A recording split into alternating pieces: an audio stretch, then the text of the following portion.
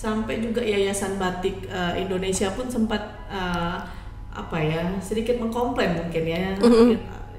Beliau mengatakan kenapa harus motif daun gitu ya, kenapa harus motif daun simpor.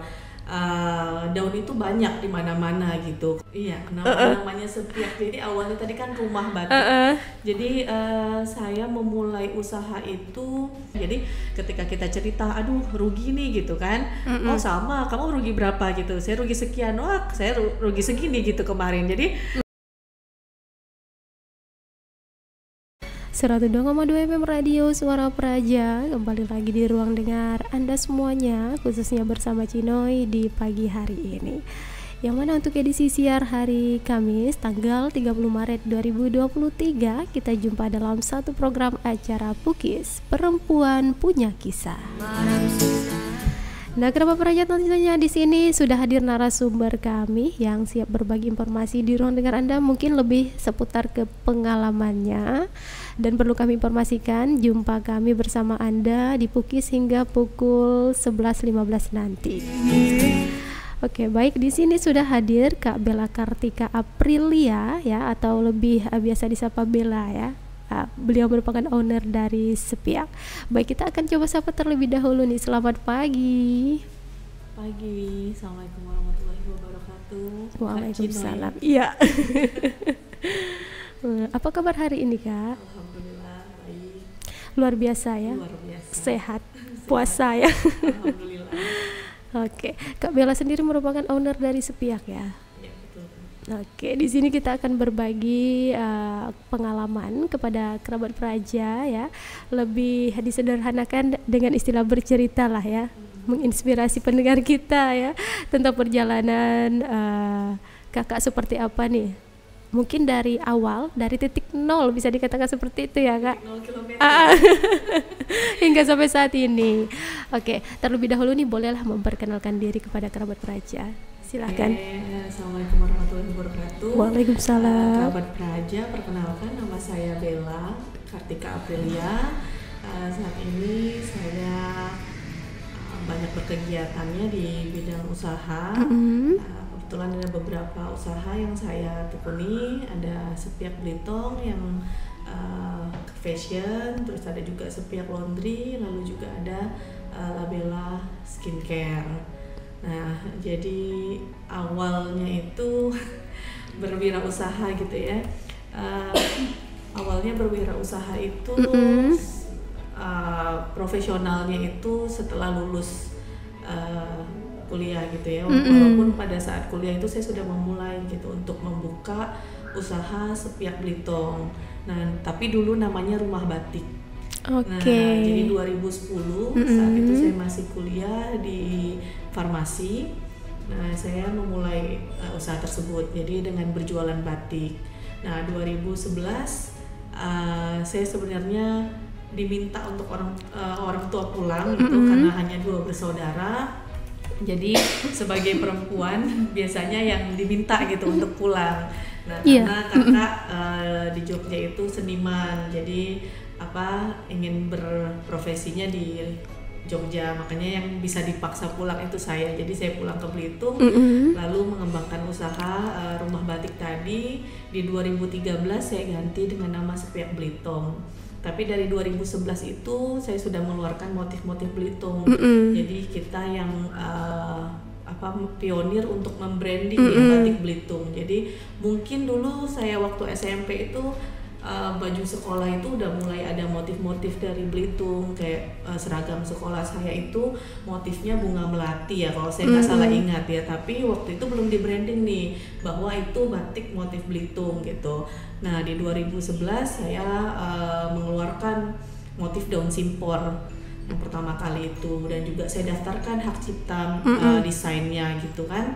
Lalu juga saya keluarkan keremunting, lalu juga keluarkan kantong semar, dan saya terus berpromosi juga, bukan hanya di lokal tapi juga di Jakarta gitu. Saya berpameran, lalu juga sampai ke luar negeri, ke Jepang, ke Korea gitu. Walaupun awalnya sempat tidak diakui gitu ya, masa ada sih batik Belitung ya, padahal orang Belitung suka bilang batik teh gitu ya, berarti kan udah ada batik ya. Batik ya.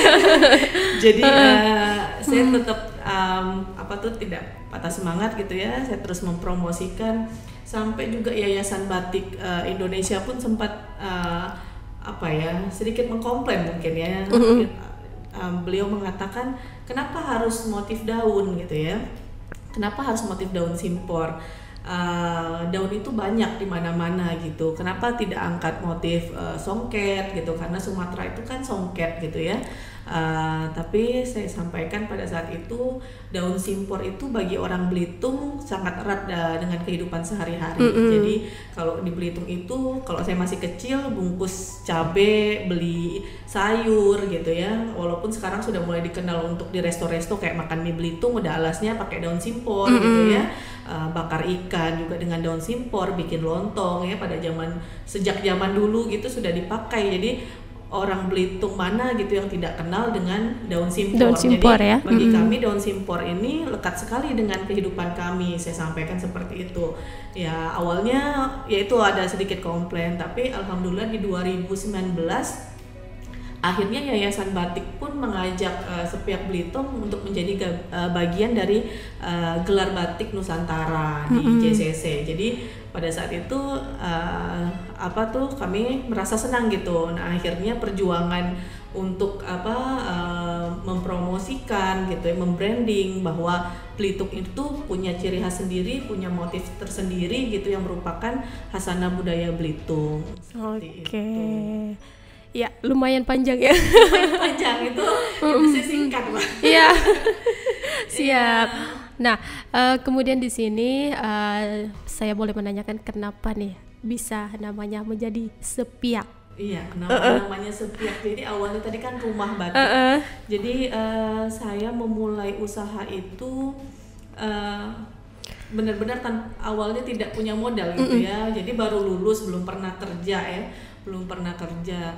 Jadi pada saat kuliah itu memang saya senang sekali di kampus saya itu ada materi tentang kewirausahaan, dan memang saya senang sih dari SMP gitu ya, kayak bikin gelang karet, walaupun kalau dihitung ya keuntungannya itu tidak sesuai dengan modalnya gitu ya. Nah tapi saya senang saja ketika orang beli gitu ya, artinya produk saya ini dihargai gitu dengan nominal uang dari orang gitu ya. Terus pada saat kuliah itu juga sering ikut kegiatan-kegiatan wirausaha gitu, lomba-lomba wirausaha gitu ya.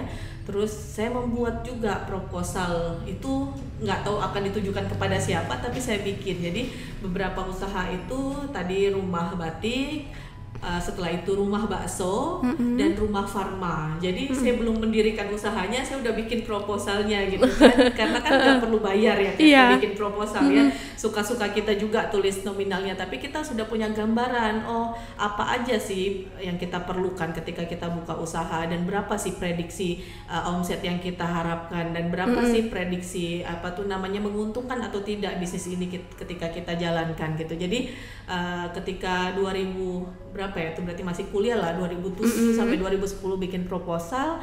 Terus pas 2010 itu saya sampaikan ke orang tua pada saat itu, ada nggak dana untuk saya melanjutkan, karena kan setelah farmasi itu saya harus ambil profesi apoteker. Jadi saya ambil itu, ada nggak dana, terus boleh nggak saya pinjam dulu, nanti saya tanggung jawab untuk bayar kuliah apoteker itu pakai dana itu. Nah dari dana itulah saya pinjam waktu itu 10 juta untuk membeli barang tadi, batik itu untuk saya jual. Nah jadi di 2013 itu kenapa jadi namanya Sepiak, pada saat itu saya mau daftarkan nama rumah batik, itu udah nggak bisa karena kan nama rumah itu kan banyak sekali ya, rumah batik gitu ya.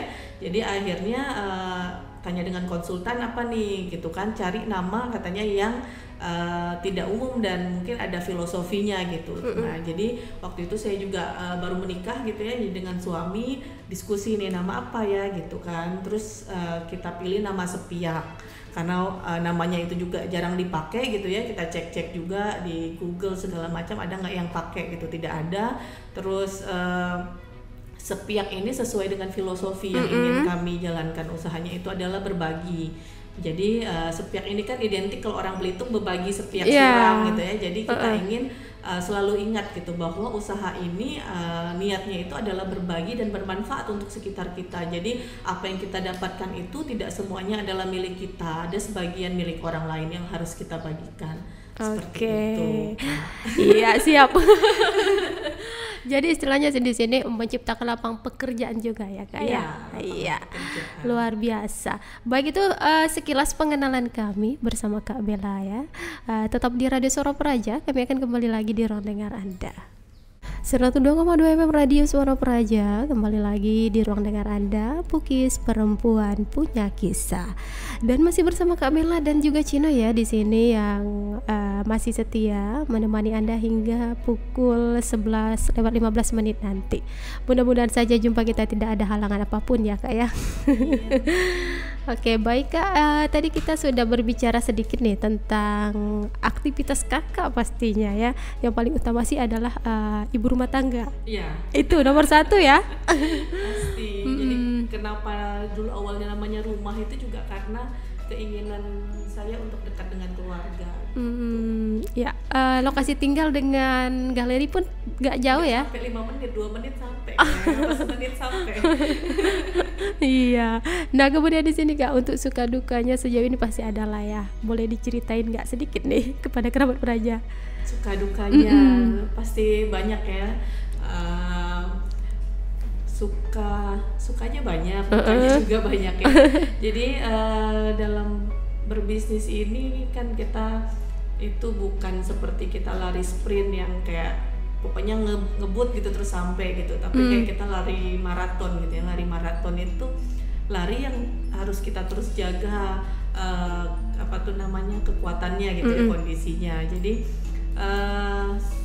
sukanya ya punya banyak pengalaman dan ternyata akhirnya punya banyak kesempatan gitu ya, bertemu dengan orang-orang lain gitu ya, yang dulu mungkin punya cita-cita ingin keluar negeri gitu ya. Nah ternyata dengan adanya bisnis ini, alhamdulillah beberapa negara juga sudah pernah didatangi gitu ya. Bahkan kita pameran di sana gitu ya, bahkan jualan juga gitu ya. Pernah juga mengikuti sebagai delegasi Indonesia juga gitu di bidang wirausaha. Terus banyak juga dapat membantu orang tentunya gitu kan. Jadi keinginan yang ingin kita capai itu bermanfaat untuk orang lain gitu ya, itu alhamdulillah dapat kita lakukan gitu ya melalui usaha-usaha ini. Karena dulu pernah sempat disampaikan kalau kita punya uang gitu, kita punya ini yang lebih gitu, punya materi, kita punya kemampuan lebih gitu. Kalau misalnya orang susah, kita tidak cuma bisa kasih saran gitu, tapi juga kita bisa memberikan bantuan dalam bentuk materi gitu. Jadi punya kekuatan yang lebih banyak gitu ya dari hanya sekedar saran seperti itu. Terus kalau dukanya gitu ya, pasti pernah mungkin rugi itu pasti gitu ya, karena kalau misalnya kita punya usaha terus tidak pernah rugi itu patut dicurigai gitu ya.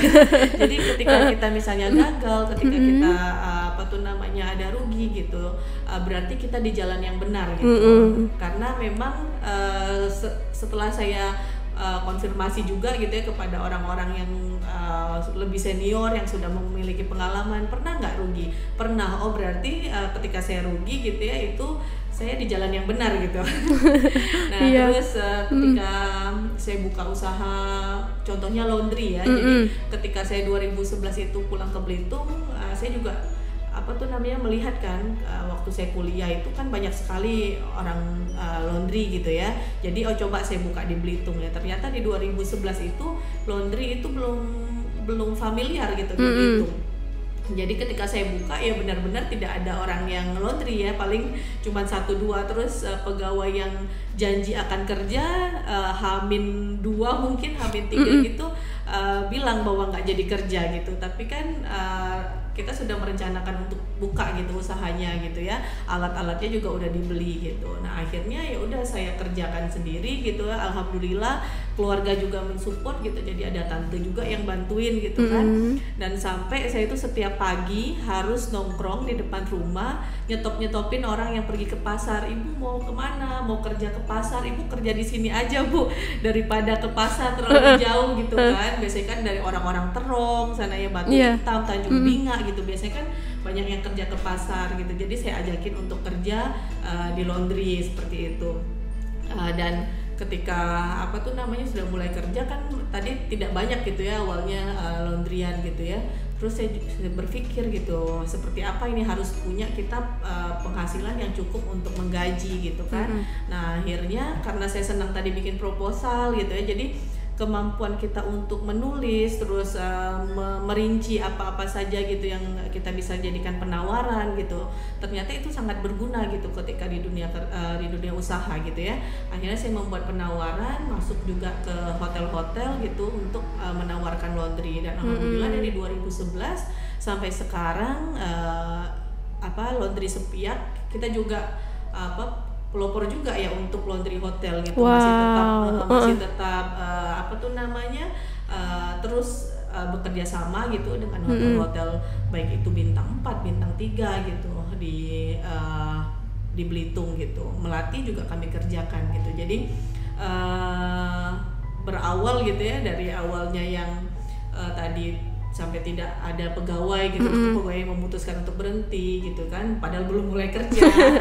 Terus saya harus mencari pegawai itu dengan nongkrong di depan jalan gitu ya untuk berhentiin. Sampai juga saya harus ngambilin laundry itu ke hotel-hotel ketika udah deal gitu kan, cari pegawai kan nggak mudah gitu ya. Jadi nggak ada driver gitu kan yang akan mengantar gitu. Jadi kadang-kadang ada om saya yang nganterin saya buat ngambil barang gitu ya ke hotel, dan saya harus ngambilin sendiri tuh cucian di hotel itu tidak seindah ketika dia dipajang gitu ya di kamar gitu ya. Nah biasanya kan ada bekas-bekas ada kadang anaknya ngompol, kadang-kadang ada noda-noda yang tidak diduga seperti itu kan. Nah itu kita harus kumpulkan dan kita harus bersihkan gitu kan. Jadi sampai orang tua nanya gitu, karena saya tadi sudah kuliah apoteker ya, Dek kan saya panggilnya Adek kan, kedua. Jadi emang nggak ada kamu bisa kayak apply pekerjaan ke tempat lain seperti itu kan, daripada kamu ngambilin ini. Saya bilang sekarang saya harus ngambilin gitu kan, tapi nanti ini jadi lapangan pekerjaan untuk orang lain gitu. Nanti kita akan melihat bahwa ini akan sangat bermanfaat gitu untuk kehidupan orang lain, jadi sumber penghasilan mereka gitu ya, bahkan untuk keluarga mereka. Dan alhamdulillah sekarang terwujud gitu kan, apa yang berapa tahun yang lalu tuh berarti ya, hampir 12 tahun yang lalu saya harus ngambilin sendiri itu cuciannya, dan sekarang saya sudah punya tim untuk mengerjakan itu, dan terus belajar untuk mengembangkan bisnis tersebut seperti itu. Oke. Jadi di sini saya mendengar ceritanya sangat menginspirasi ya. Jadi Kak Bella ini terjun langsung sendiri ya. Iya, harus terjun dulu karena kita kan nggak punya modal awalnya. Modalnya kita adalah diri kita dan kepercayaan orang juga kepada kita gitu ya. Saya juga sangat bersyukur gitu, punya orang tua juga yang mensupport gitu ya, punya keluarga yang mensupport, walaupun saya berusaha sendiri seperti itu ya. Nah tapi ketika orang tahu, kadang-kala saya nggak bilang nih, oh saya anaknya bapak gitu ya. Nah ketika orang kenal dengan bapak, orang alhamdulillah meningkat kepercayaannya gitu, karena memang orang tua juga secara orangnya bisa dipercaya gitu ya, punya background yang baik gitu. Jadi itu juga sangat membantu sebenarnya dalam saya berbisnis gitu. Jadi tingkat kepercayaan orang pun jadi meningkat gitu. Oke, baik. Nah kemudian Kak, ini untuk capaian Kakak sendiri sejauh ini sudah sampai mana untuk prestasi ya? Iya, kalau prestasi alhamdulillah. Jadi untuk penghargaan dari provinsi, UMKM berprestasi tingkat provinsi, lalu juga untuk nasionalnya juga wirausaha muda mandiri kategori industri kreatif. Nah itu di 2017 itu sangat men-scale up bisnis ya, karena saya tidak duga waktu itu saya ikut satu kompetisi yang memang itu sudah terkenal di tingkat nasional.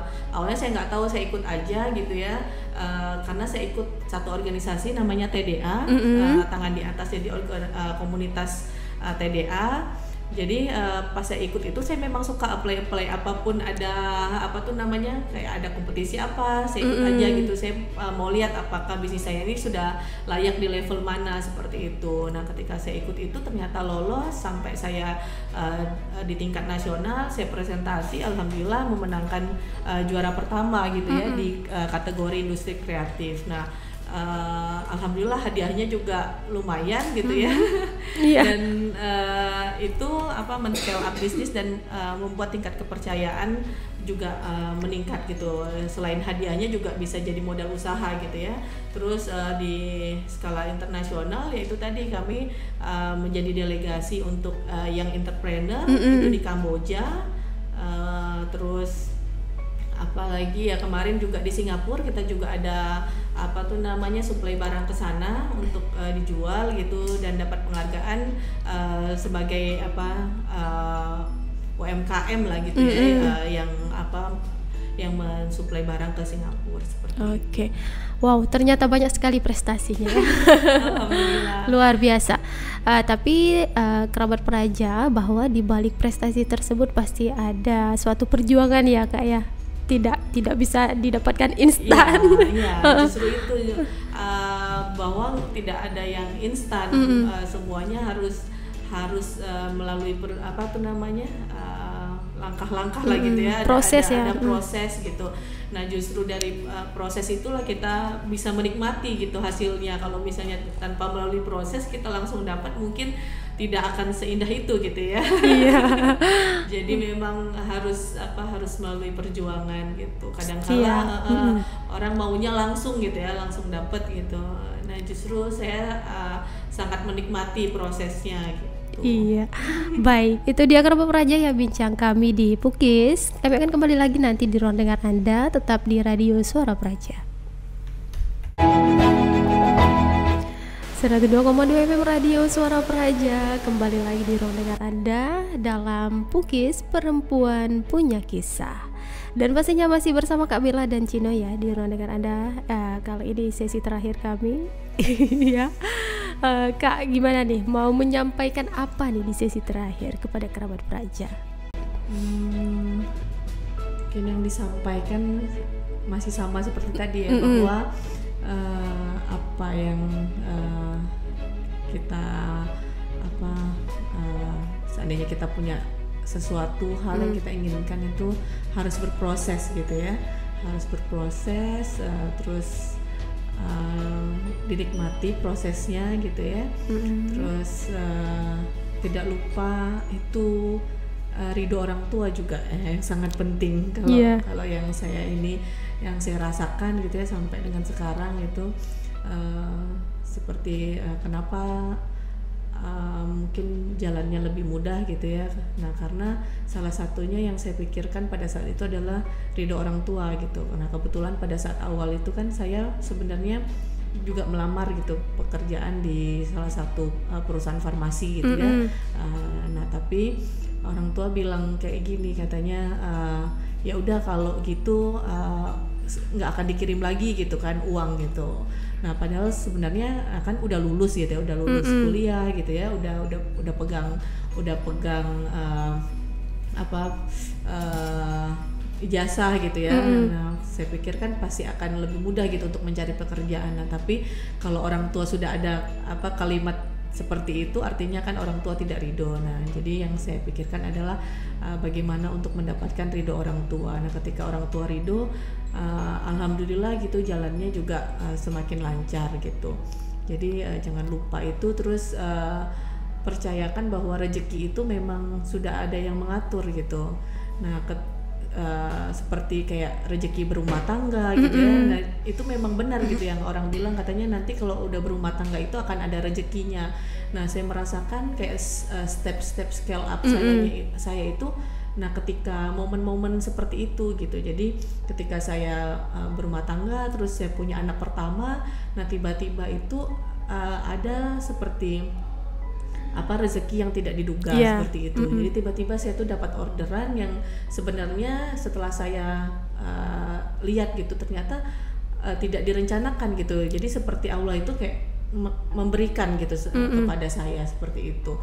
Nah, jadi itu terus juga percaya gitu ya kepada rezeki, terus tadi ikut komunitas gitu ya. Jadi apa-apa tadi kayak prestasi saya dapat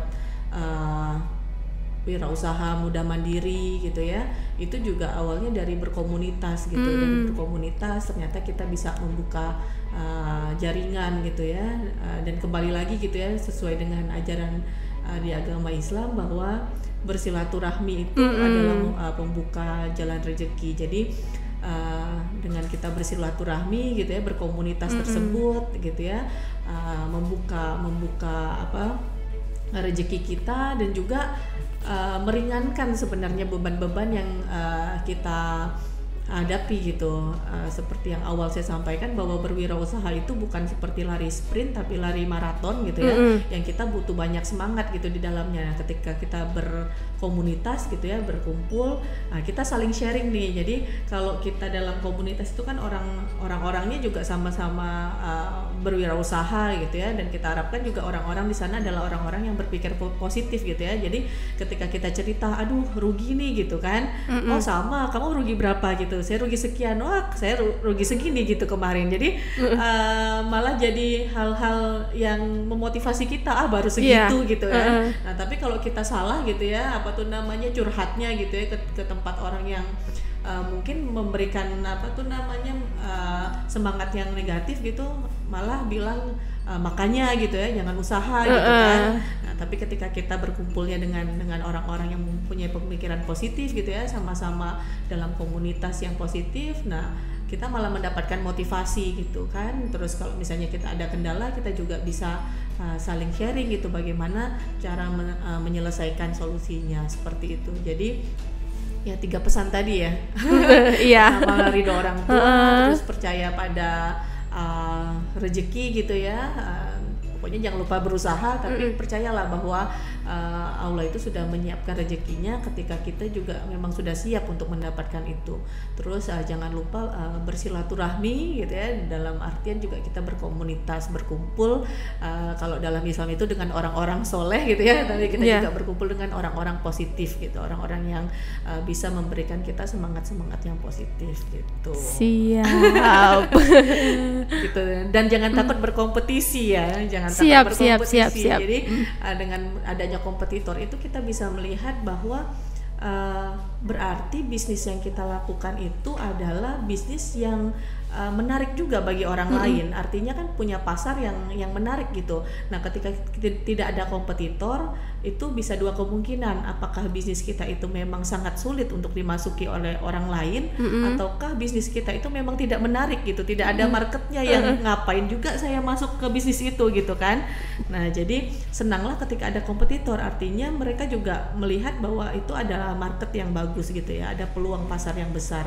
Nah kita akan bersama-sama dalam hal membuka market yang lebih luas, mempromosikan gitu kan. Nah tapi kita akan berkompetisi ya, kita bersaing dalam kualitas dan bagaimana kita memperebutkan hati pasar gitu, sehingga kita mendapatkan closingan gitu ya, mendapatkan omset dari hasil kita tadi berpromosi dan menjual produk tersebut seperti itu. Oke.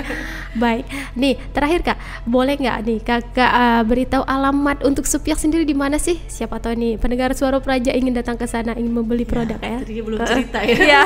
Jadi Supiak Belitung itu kita ada showroomnya di Batu Hitam, dekat jembatan Kubu, 300 meter dari jembatan Kubu itu showroomnya. Di situ kita jual produk, terus ada juga workshop pembuatannya, ada juga workshop untuk jahitnya. Jadi kita sekarang udah terima jahit langsung, jadi pilih kain langsung bisa jahit di sana. Terus kita juga ada beberapa cabang ada satu cabangnya di Bandara Nanjudin di ruang tunggu, terus juga ada juga di Beltim di Belitung Timur, itu di dekat toko Asia Bangunan.